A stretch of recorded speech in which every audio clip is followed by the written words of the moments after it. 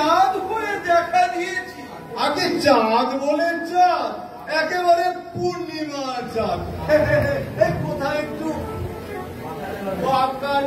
নেই, একেবারে বগি থালার মতো। আরে আমি তো চাঁদ, তাহলে হীরা কি? আগে রাহু।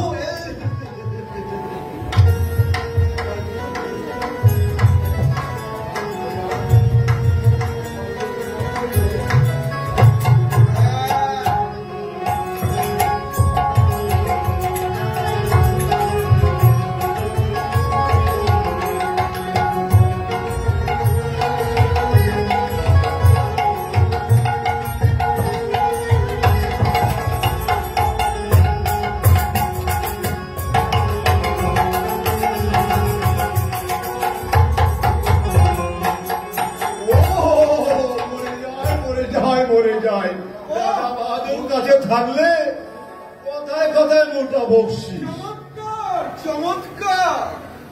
তুমি কি মনে করছো চক্রবর্তী? শুধু বকশিসের লোভে কি মহারাজকে আমি ভালোবাসি? এ কথা যে মনে করে সে আহামুখের শিরোমণি। আরে বকশিসটা তো ফাও। এই লাখ টাকা মাসার হয়তো আসল। শাস্ত্রে কি বলে জানো? কি এই ট্যাগের টাকা যতক্ষণ, ভালোবাসা ততক্ষণ। আর এই ট্যাগ যেই হবে করে নেবেন, অমনি তোকে মারবে।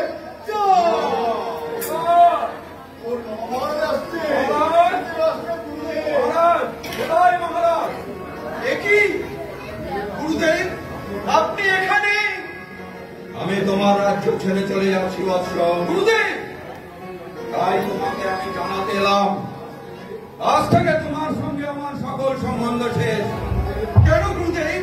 শ্রীচরণের রাশির অপরাধ? অপরাধ তোমার নয় বৎস, অপরাধ তোমার স্ত্রী। সে তো তোমার অর্ধাঙ্গিনী, সহধর্মিনী।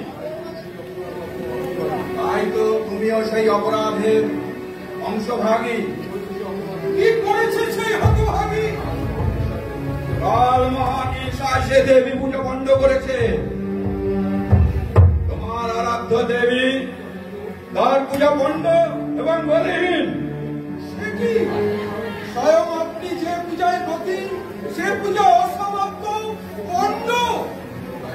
শুধু তাই নয়, সে আমাকে ত্যাগ করে এক নতুন গুরুর কাছে বৈষ্ণব মন্ত্রে সে দীক্ষা নিয়েছে। বৈষ্ণব মন্ত্রে দীক্ষা নিয়েছে আমার স্ত্রী? কেন? সে কি খঞ্জনি বাজিয়ে কীর্তন গাইবে নাকি? আর এত বড় দুঃসাহস যে আমার স্ত্রীকে বৈষ্ণব মন্ত্রে দীক্ষা দেয়? সে আমার স্ত্রীকে বৈষ্ণবী বানাতে চায়। সে বাবাজি নয়। আর এক মিনিটে সমস্ত ঠাকুর দেবতা ভোট বদলায়। তার এক তুড়িতেই ওই চণ্ডী দেবী চণ্ডী ঠাকুরান শ্যামা বেকা শ্যাম হয়ে যায়। তার মানে ওই গুরু ঠাকুরকে জিজ্ঞাসা করো না। সে জাদুকর, সে মায়াবী। সম্মোহন বিদ্যায় তাদের চোখের দৃষ্টি বিভ্রম ঘটিয়েছে। দেবী বদলাননি, বদলেছিল তোমাদের চোখের দৃষ্টি। তাই যদি হয় তাহলে সেও তো বড় কম কথা নয়। তার এক কথায় এতগুলো লোকের চোখের দৃষ্টি একেবারে পাল্টে গেল। আপনাকে সে বোকা বানিয়ে গেল। ব্যাপার কি কালুদাস? পাঠার বদলে ঠাকুর বাবাজিকে আড়িঘাটে ফেলে বলি দিতে চায়, কিন্তু বৌরানী তাতে আপত্তি করে। বাবাজি হঠাৎ বললে, তোমাদের মন্দিরে কালী মূর্তি কই? ও তো কৃষ্ণ ঠাকুর গো। আমরা সবাই চেয়ে দেখি, সত্যি তাই। বৌরানী তখন গলায় আঁচল দিয়ে তাকে প্রণাম করে বললে, আজ থেকে আপনি আমার পরম গুরু। সে ভেলকিবাজ, ভণ্ড, প্রতারক। আপনার চেয়েও বড়। ওসব বালাই তার মোটেও নেই, কিন্তু তবু তাকে দেখলে মাথাটা আপনি তার পায়ের তলায় লুটিয়ে পড়ে। ভাই, ও ভাই, রাজা ভাই,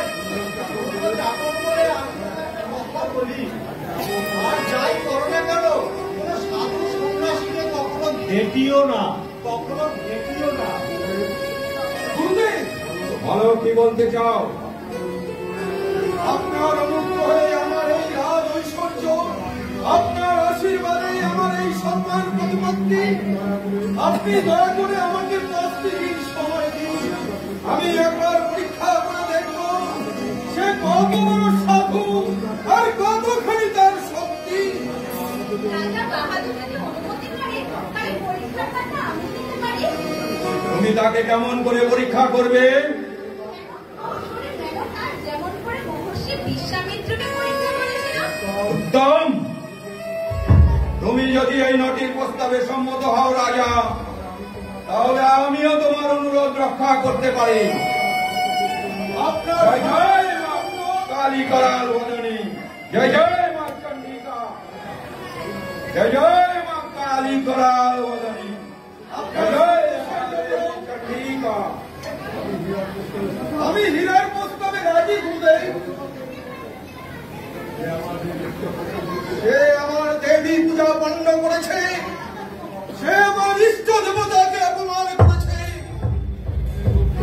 তুমি যদি লোক চক্ষের ঘৃণিত লম্পট রূপে দেখাতে পারো হীরা, তাহলে তোমাকে আমি আমার মাথার মণি করে রাখবো।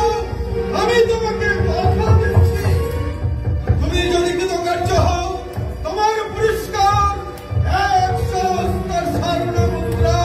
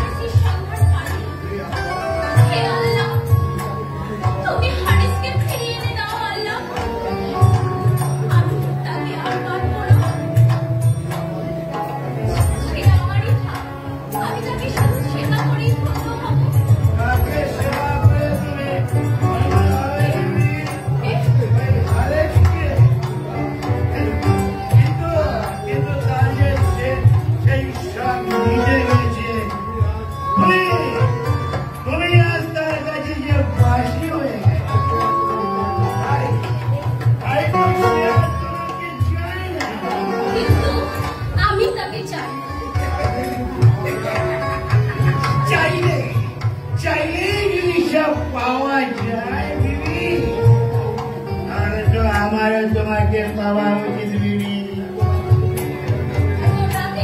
তুমি কেন এলে এখানে?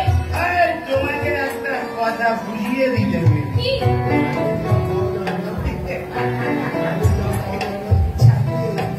চাইলেই যা পাওয়া যায় রে বিবি, না পেতে হলে জয় করে ফিরে যাও, এক্ষুনি ফিরে যাও, ফিরে যাও।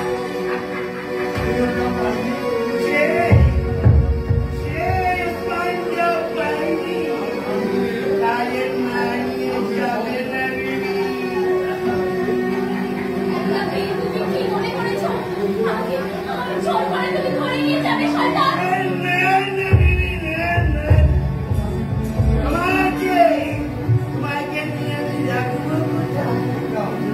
এটা দিয়ে বসে আর চোখে ধুলো দিয়ে আমি যে তোমাকে করতে পারবো না। তুমি কেন এসেছো এখানে শয়তান? আমি এই উসমান তোমার আরেকজন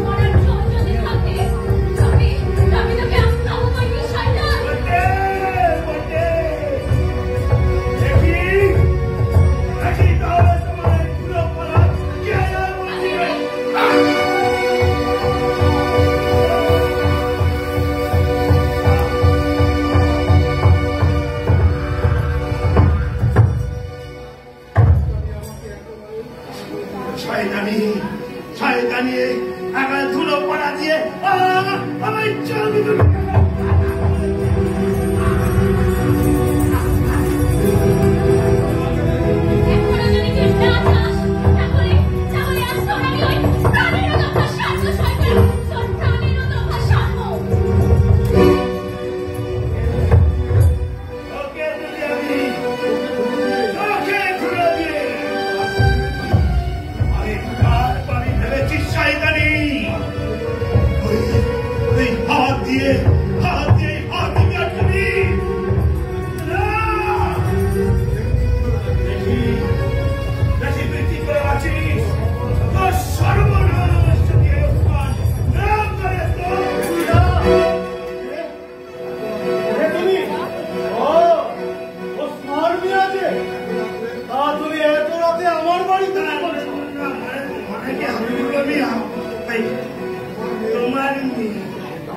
একটু আমোদ করে দিয়ে বলি আমাকে এই রাত্রিবেলায় ডেকে নিয়েছিল খাস সাহেব। ছি ছি ছি ছি ছি ছি আমাকে ও কথা বলতেই তোমার জিভে কি একটু আটকানো না? তুমি না একজন রাজ কর্মচারী, তবুও তুমি এত ইতর। জানি না তুমি আজ আমার কি ক্ষতি করতে এসেছিলে। সাকিনা, সাকিনা, ওরে ও সাকিনা, সাকিনা, আমি এসেছি।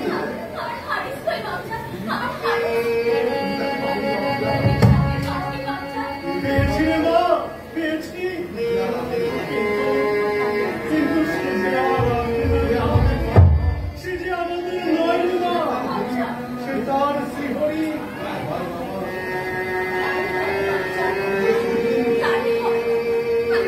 আমি বেশ বুঝেছি, খোদা যাকে কাছে টানে মানুষ যে তাকে পায় না।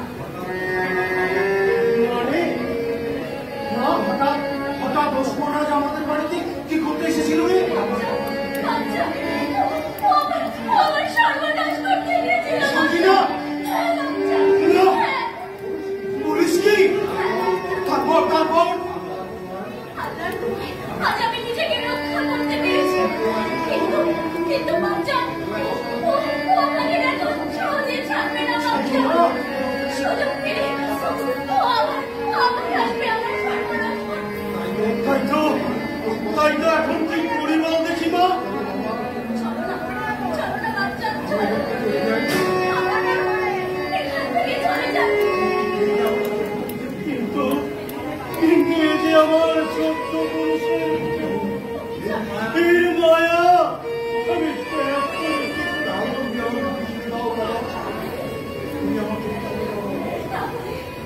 তাহলে তুমি আমাকে বিষ এনে দাও বাচ্চা।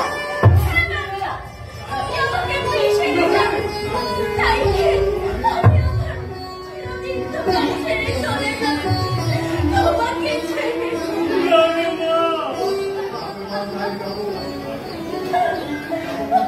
তাই যাবো রে মা, তাই যাবো। আমি তোকেও হারাতে পারবো আর ওই খারিজকে। তাহলে সকাল হলে আমরা চলে যাবো রে মা, কাল সকাল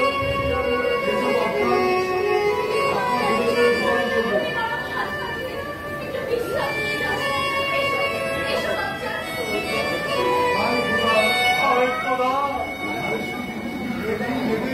খারিজকে যদি তুমি কেড়ে নেবে, তবে কেন তুমি ওকে আমায় দিয়েছিলে খোদা? কেন দিয়েছিলে তার জন্য? আমাদের বুকে এত স্নেহ, এত ভালোবাসা খোদা, কেন খোদা, কেন?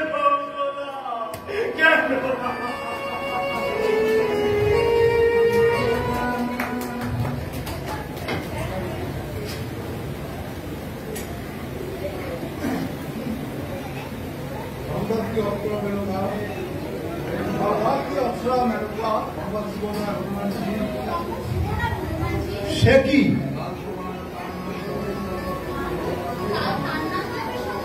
না হয় তিনি আমার মনস্কামনা পূর্ণ বলো কি?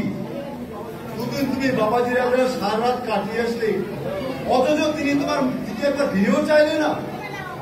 না, আমি তার আশ্রমে যেতে তিনি আমাকে জিজ্ঞেস করলেন, কি চাও তুমি? আমি তাকে সসংকোচে বললাম, প্রভু, আমি চাই তোমার সঙ্গ সুখ। বটে, এই শুনে তিনি কি বললেন? তিনি মৃদু হেসে বললেন, বসো, প্রত্যহ 3 লক্ষ নাম জপ আমার ব্রত, সেই জপ এখন আমার শেষ হয়নি। তুমি একটু অপেক্ষা করো, আমার জপ শেষ হলে আমি তোমার প্রার্থনা শুনবো। তারপর তারপর তিনি জপে বসলেন, আমিও তার কাছেই জপ বসে রইলাম। হঠাৎ চেয়ে দেখি পূর্ব আকাশ ফর্সা হয়ে উঠেছে, আশ্রমের গাছে গাছে পাখি ডাকছে। দুটো রাত এমনি করেই কেটে গেল। তিনি শুধু পুরুষ নয় হনুমানজি, তিনি মহাপুরুষ।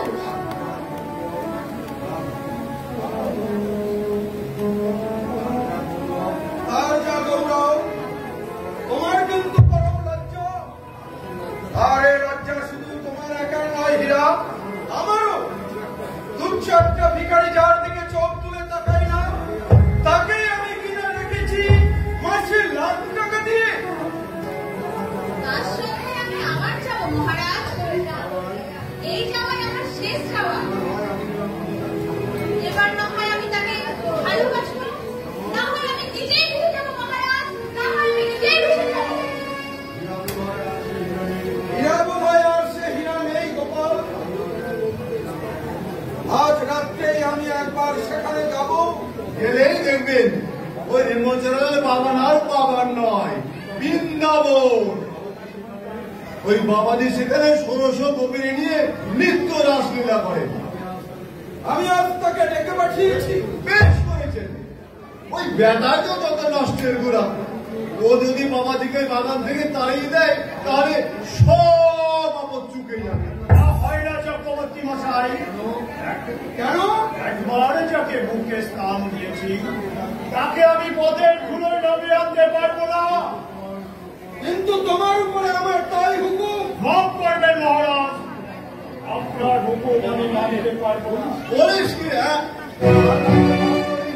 হুকুম দিয়ে মানবে?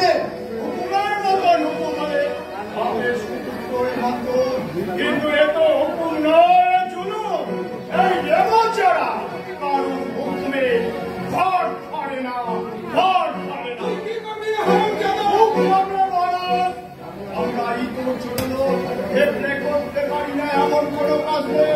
আমরা মাথার মারা করি না, দাসের পরের মাথায় হোক আর নিজের মাথায়। বলিস কিনা? মাথা নিবি?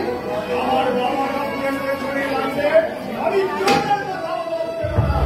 আর তোমরা যদি আমার বাবা কাছে আর একটা পুজো থাকাও, তাহলে আমি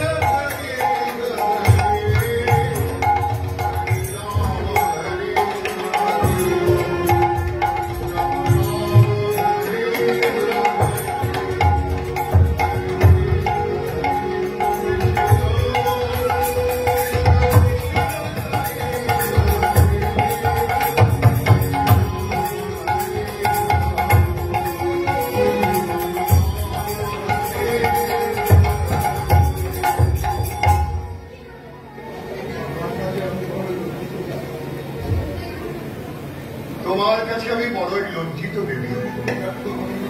একদম মনোরথে তুমি দুনিয়ে ফিরে গেছো, তবুও তুমি আমার ওপর অসন্তুষ্ট হওনি, আমার অভিমানও করনি। আজ আমার সন্ন্যাস এসে রাত্রি পর্যন্ত আমার নাম গানের অপেক্ষা করে বসে আছো। কিন্তু শ্রীহরির দয়ায় আজ মধ্যরাতে আমার নাম জপ শেষ হয়ে গেছে।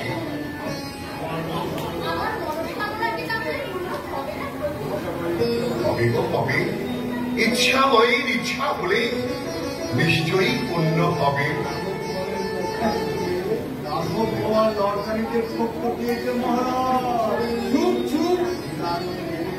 আগে ওকে দেখে তুলুন, এসো আমরা একটু আড়ালে সরে দাঁড়াই।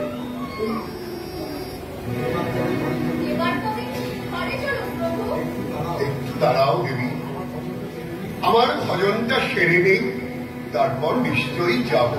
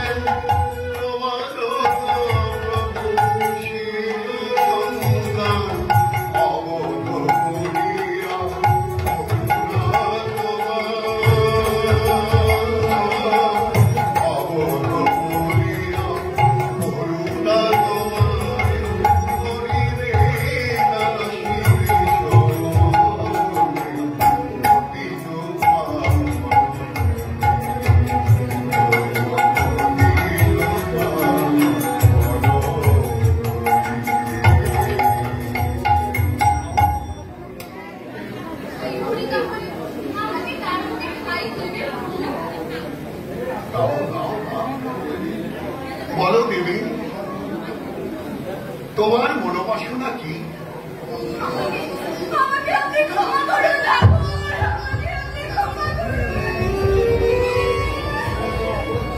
আমি তো তোমার কোনো অপরাধ নেই গো মা।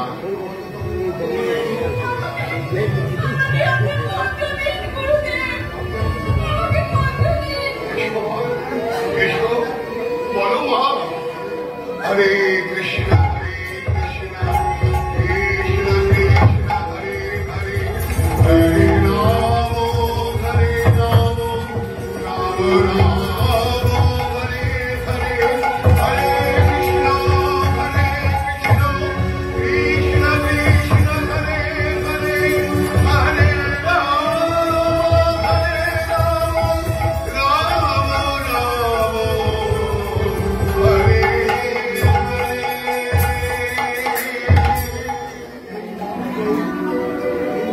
এই মন্ত্রে সবজীবের যে মুক্তির উপায় জমা চাও।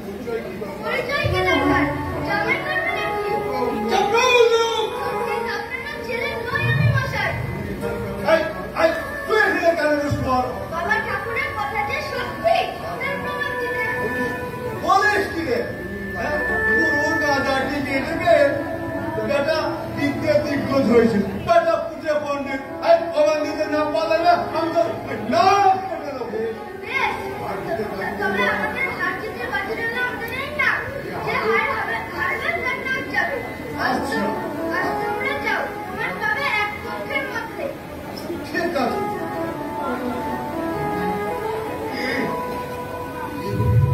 কে তুমি কেনারা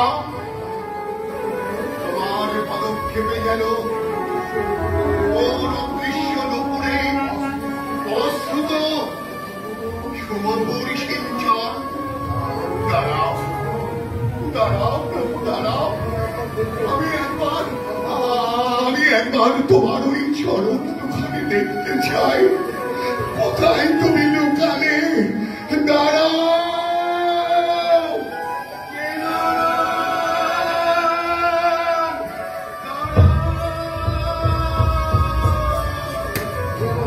এ আবার কি? এই নুপুরের আওয়াজ কখন হলো? তুমি শুনেছ গোপাল? আগে না মহারাজ ওসব বাবাজির উপর ভাওতা ওই ভরকি দিয়ে আমাদের ঘাবড়ে দেওয়ার ফিকিরি আমি ওই শয়তানকে বিনাপল থেকে তাড়াবো। ও আমার দেবী পূজা বন্ধ করেছে। ওর এতটা মাছ ওই রেমর জলের আশ্রয় দুটোকেই আমি শেষ করবো। বুকে বাস তুলে ওদের বুকে রক্ত তুলে আমি ওই দুটোকেই শেষ করবো। তবেই আমার নাম রাজা রামচন্দ্র রায়।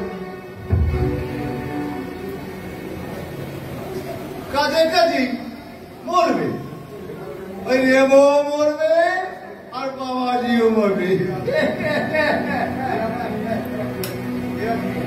আপনি আরে তুমি কে আমি হাকিমপুরের হবিবুল্লাহ খান হারে জামার পালিত পুত্র আরে হারে সামারকে আপনারা যাকে ওই হরিদাস ঠাকুর বলেন সে ও তাই বুঝি ও লোকে বলো হবুল্লু কাজের বেটা ব্রহ্ম হরিদাস বটে অনেক দূর থেকে আমরা আসছি তাই এত রাত হয়ে গেল বলতে পারি সে কোথায় থাকে ও যে তিন করে বলছে ওইখানে তার পুড়িয়ে ঘর ও আচ্ছা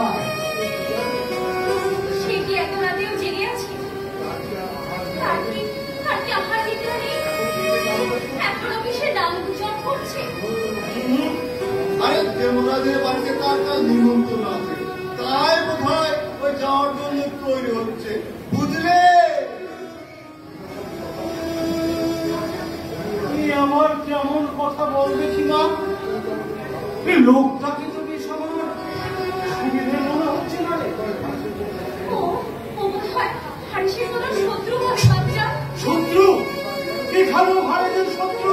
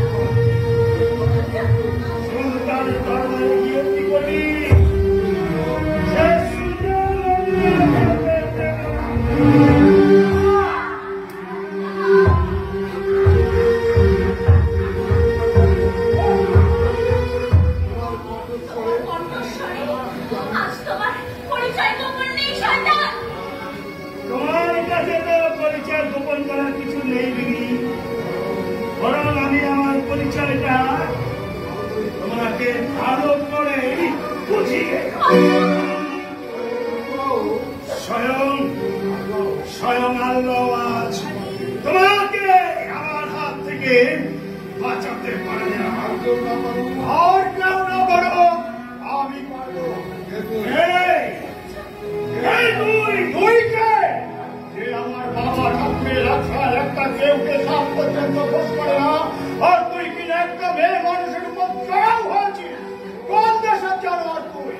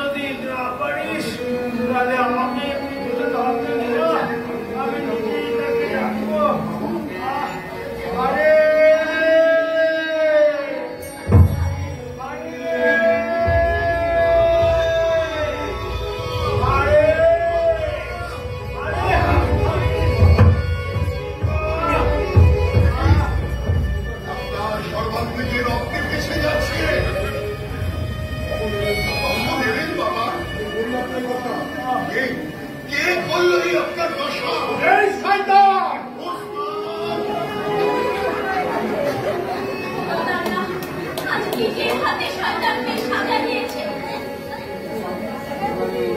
আমি যে যাই মা, আরে